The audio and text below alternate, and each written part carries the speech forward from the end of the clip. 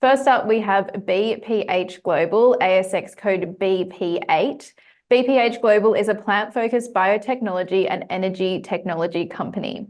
Presenting for the company today is Paul Stephenson, who is the chairman. Paul, thank you for your time. Over to you. Thanks very much, Abby, and it's a pleasure to be able to talk to your investor cohort today. We are a health and energy technology company, and we certainly welcome this opportunity to speak to what we anticipate to be an exciting future for our company. Abby, if I could ask you to go to slide 3, I'll take slide 2 as having been read in relation to basic disclosure information and skip straight to investor highlights. So our primary focus at the moment is the production of seaweed, and historically we've had the business of cultivation and acquisition of raw seaweed for sale into Southeast Asian markets. An announcement that we made on October 24 spoke to a new joint venture opportunity for us, which we're excited about. We'll be working with partners in Indonesia for both the cultivation and acquisition of seaweed. First of all, for sale as raw seaweed into the Indonesian market, but also to work with them to produce biostimulant products using extracted seaweed ingredients for sale into the Indian market. We see a lot of opportunity there for us in relation to the sales potential, and that will be a focus for the company in the next 6 to 12 months in particular. The other core component of our business, and in part the biostimulant products will rely on that, is our ability to extract nutraceuticals and minerals from seaweed, and also the sale of byproducts such as biogases, biohydrogen. So it's important to understand that as both a biotechnology company and as an energy company, what are the synergies between the two and how they interact. And the following slides will show this in more detail. But the critical thing to understand here is that we are actively developing the technology to extract nutraceuticals from seaweed. That's something that's been an ongoing process, working with our biotechnology consultant. And the purpose of extracting nutraceuticals is for use in both the food industries and in the cosmetic industries, taking nutraceuticals from seaweed, which have health benefits that fall broadly within the traditional Chinese medical categories of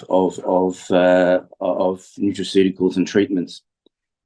What we've been able to do, given the ability to extract nutraceuticals, is and working on that ability to extract nutraceuticals, is our ability to extend that technology into the extraction of minerals, nanominerals, rare earth minerals, etc. And that is a core component of what we've been able to do in terms of also get regulatory approval to do that, because they are analogous process have just enabled us to have that evolution into a focus also on minerals and the benefits that go from that. A byproduct of that is given that we have to boil seaweed to produce the ability to extract minerals and nutraceuticals, is the production of hydrogen and other biogases. I'm moving on to the next slide.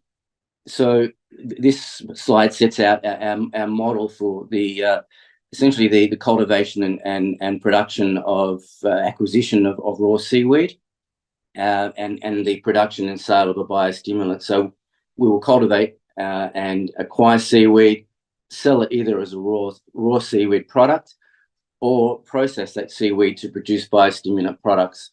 As I said, the focus will be on the Indian market. Our joint venture partners have contacts there, both in terms of the sales potential, but also in terms of access to patented technology that will assist us to actually produce the biostimulant products. In short, the biostimulant products are a fertilizer which will contain ingredients extracted from seaweed.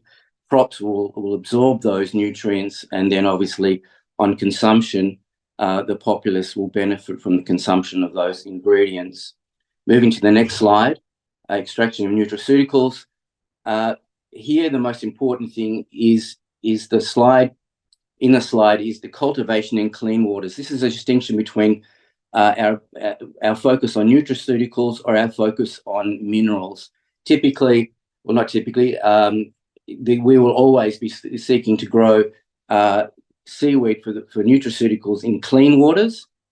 And skipping to the next slide, you will see that our focus in this aspect is cultivation in polluted or mineral-rich waters, where we want the seaweed to absorb nutrients in the water. In this case, it's minerals, so that we can then extract those.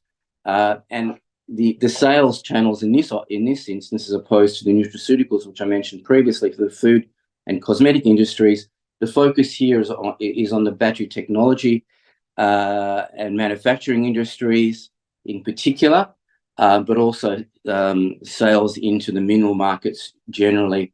There's a lot of research that's been done by various universities around the world in relation to seaweed-specific chemicals that have been extracted, that have been shown to enhance battery performance. We see that as a key opportunity for us to be able to supply or to be a supplier into those markets. I would also like to emphasize that as a part of what we're doing, as I said before, the extraction technology requires us to heat seaweed and boil it essentially. And the byproduct of that, whether we're boiling a seaweed for the extraction of nutraceuticals or for minerals, the byproduct is biogases generally, but in particular biohydrogen. As I said previously, we are at the research and development stage in terms of these technologies. But as you can see, there's been an evolution in terms of our understanding of the economic potential of seaweed, the economic potential that is a derivative of our processing of seaweed.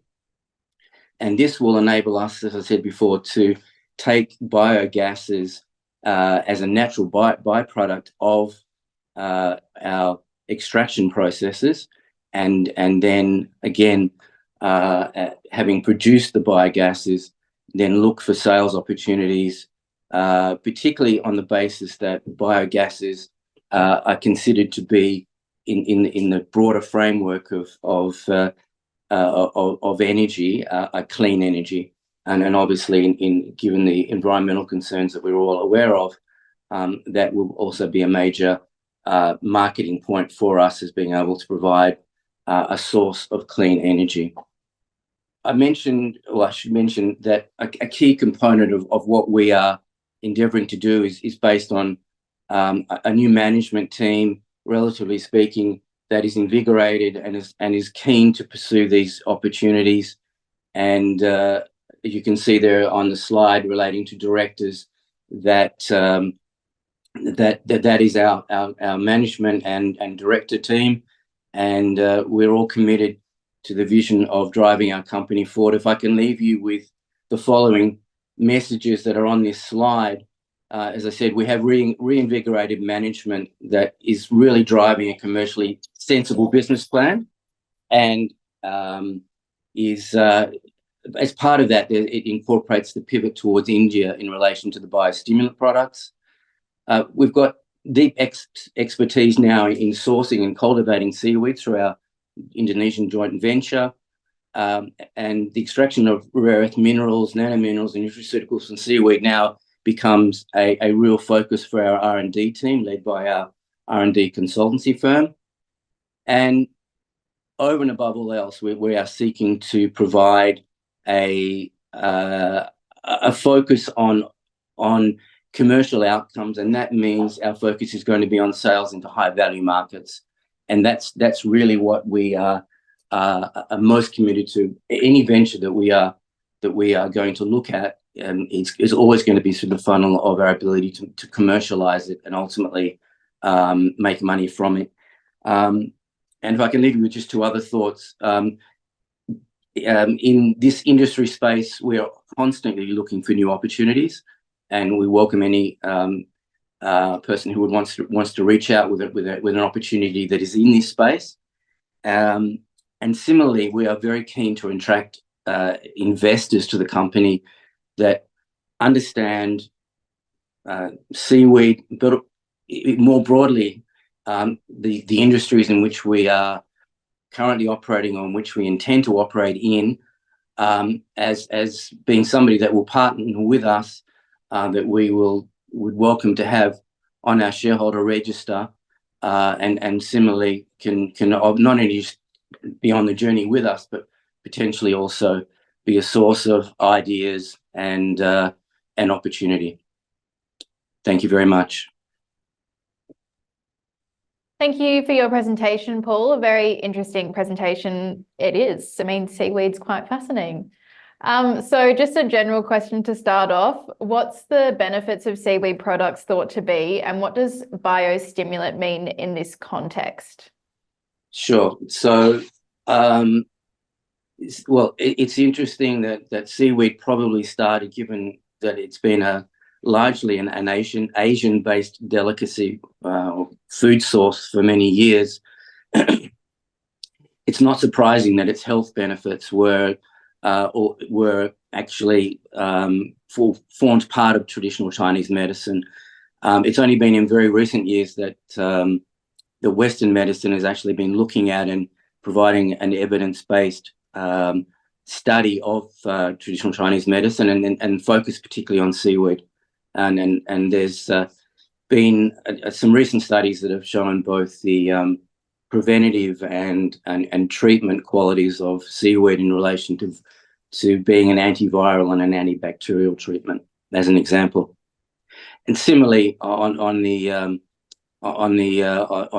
as I said, the battery research as well, where seaweed-specific ingredients have been shown to be particularly effective in improving and enhancing battery performance. And then what sort of potential market size are we talking for consumer seaweed products? Are they popular in Asian and Southeast Asian companies? Yes. So first of all, as I said, as a raw food or as a garnish, already quite popular in Asia in that regard.